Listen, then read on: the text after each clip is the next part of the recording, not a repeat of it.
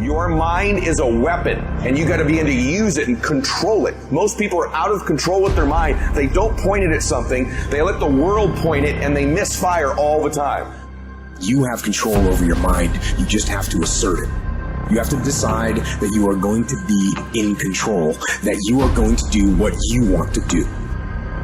And if you understand the mind, it does what you tell it. That's its job. And if you tell it better stuff, you have an amazing life. And if you tell it mediocre stuff, you have a mediocre life. Because there are some things in your life that will make you rock, that slap you out of your stupor and say, this ain't no time to cry. So you got to get used to being a little disappointed. You got to get used to walking into situations and being flexible, because if you are not flexible, you cannot survive. And all of a sudden, life demands that you pick up the pace. If you don't pick up the pace, you're going to be left behind. Because almost all problems can be solved if only you take the time to see them and think them through. That's very easy to understand, and it's very easy to say, but it takes strong character to put it into practice. You live in a world that's flat and two-dimensional. In other words, the impatient person lacks all sense of perspective. Perspective lets you measure your plans and current events against things that have already occurred, and also against your desires and aspirations for the future, then and now, here and there, near and far, need and know, watch and wait. These are the dual optics that allow the patient man to see in stereo, where the nearsighted person sees only the present, or the dreamer sees only an imaginary future, and more likely than not, trips over his mistakes trying to get there.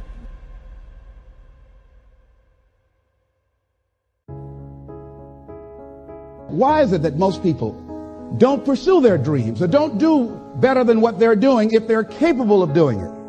I think that many of us don't go the next step because we don't know what to do yet. And I say that the reason that we don't even explore the possibility of what to do is because subconsciously we don't believe that it can happen for us, and we don't believe that we deserve it. So here's what I'm suggesting. How much time do you spend working on you? How much time do you spend every day working on your dream? In the last 90 days, how many books have you read? In the last year, what new skill or knowledge have you acquired?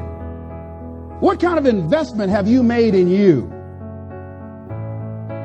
So I'm saying that as you begin to look at where you want to go, if you want to make it today, and things are changing so fast, you have to literally run to stand still.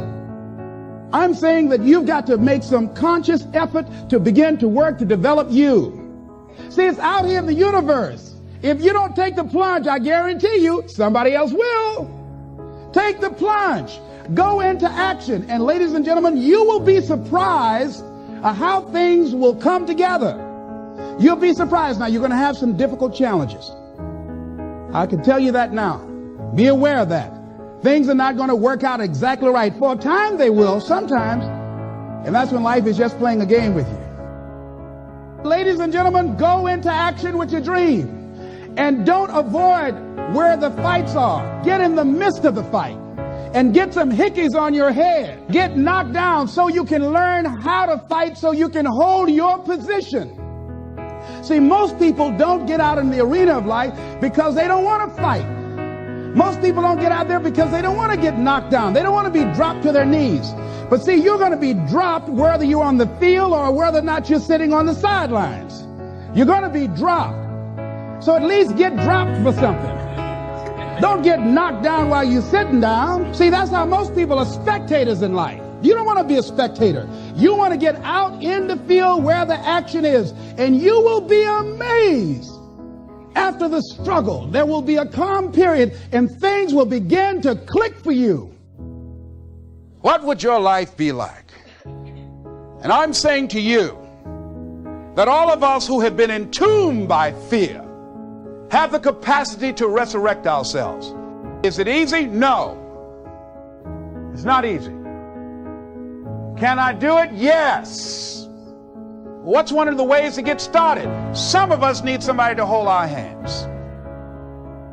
Sometimes we need somebody to help us out. Be willing to say, I don't know. Be willing to reach out. Be willing to get some assistance to take you to the next level. One great athlete, you never expect boxers to make profound statements. I think it was Joe Frazier who said this one. He says, all of us are like the blind man at some point in our lives standing on the corner, waiting for somebody to lead us across. So all of us at some point in our lives need some help, need someone to reach out to us, to throw out the lifeline, to help us go across some treacherous waters that we couldn't navigate by ourselves. None of us do it by ourselves. All of us at some point of our lives. We need that kind of help. We need that kind of assistance because we grow from the people we have in our lives that can enrich our lives personally, professionally, spiritually, and all the dimensions of our lives. We don't grow in a vacuum. So as you look at yourself, what are the fears you have that maybe you need some help in strengthening yourself in that area? As you assess your strengths and your weaknesses, as you begin to approve yourself and your passions and your dreams and your goals and the things that you want, if you decide to experience all of your true potential, as you decide to manifest all of your greatness, as you decide, wait a minute, what else is available to me out here if I decided to experience the fear of rejection, the fear of no, the fear of failure, the fear of standing by myself? What else is available? Of taking a chance, a fear of losing it all. What else is available to me that will bring some extra meaning and value?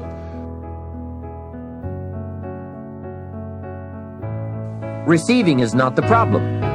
You don't have to work on receiving. It's automatic.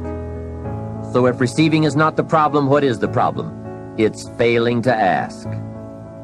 The man says, I see it now. I got up every day this year and hit it hard, but nowhere in my house is there a list of what I want from my life. Can you see? Good worker, poor asker. Third, receiving is like the ocean. There's plenty, especially in this country. It's like an ocean here. Here, success is not in short supply. It isn't rationed so that when you step up to the window, it's all gone. No, no. Well, if that's true, what is the problem? Well, the problem is some people go to the ocean with a teaspoon. Have you got the picture? A teaspoon. What I suggest you do in view of the size of the ocean is trade your teaspoon for at least a bucket, and you will look better at the ocean with a bucket. Kids won't make fun of you. Now, here's something else to remember about asking. There are two ways to ask. One is ask with intelligence. It didn't say ask intelligently, but I'm sure it meant that. Don't mumble. You won't get anything by mumbling. Be clear, be specific. Intelligent asking means how high, how long, how much, when, what size, what model, what color. Describe what you want. Define it. Remember, well-defined goals are like magnets. The better you define them, the stronger they pull. And give your goals purpose. Answer both questions. What do I want? That's the object. And the second question, what for? That's purpose. Purpose is stronger than object. What you want is powerful and it will pull, but what you want it for is more powerful. Let me ask a simpler question. What makes you happy?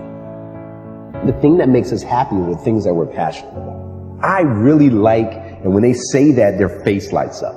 Then why don't you do more of that? Well, I can't because, then you don't want to be great. You're not ready to be great. You want to be good. You want to be okay. But you don't want to be great. Because great takes work. Great takes a level of discipline that is distraction-free. All it takes is somebody wanting to take a step. And there are certain things that a lot of people in this world are sitting there thinking in their minds, and they're just not gonna do. Like, I used to always try to pull a lot of people and be like, you can do this, you can do this. But the people that hear that motivation over and over again, sometimes they take that step. Some people just have it in them. Early, it just starts, and they just get in the muscle memory of just doing things. And if you fail, so what? You know, you start over, you do it again. But most people, that fear of failure is the thing that I think prevents them from like really being successful. And then also, it's like a lot of other things that are just difficult to do. You know, when you tell people the answer to success, it's a lot of hard stuff. You got to work hard, right? Nobody wants to hear that. Everybody wants a shortcut, you know? Some people understand that. They appreciate the progress, you know? If you tell people right now, hey, if you want to lose this many pounds, this is what you got to do. There's no short solution.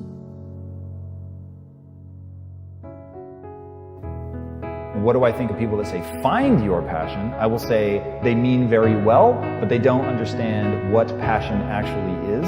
So I think because a rare breed of individual develops a passion when they're young, they then mistake it for, I found my passion, but that's not really true. Every day you just get up, and I don't fear anything, but I worry about everything. And the day you stop worrying in good times, the paddle will get your behind. And so as great as things are in life, I know you're only a few steps or a few incidents away from something bad happening. You can never forget it.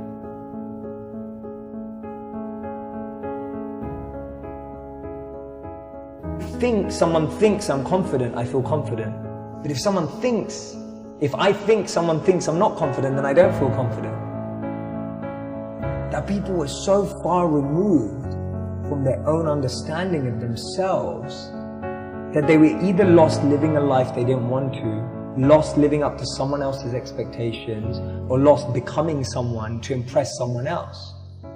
And so people were their real identity is almost buried under 6 feet of multiple identities they've created.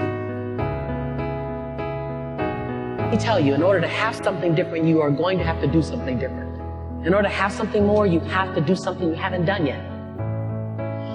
And when you look up, and you don't have to have a magnificent change over 12 months, have a small change over 30 days, and then a small change over 30 days, your breakthrough will come in needlepoint moves. And you'll look up in 5 years and not recognize your life.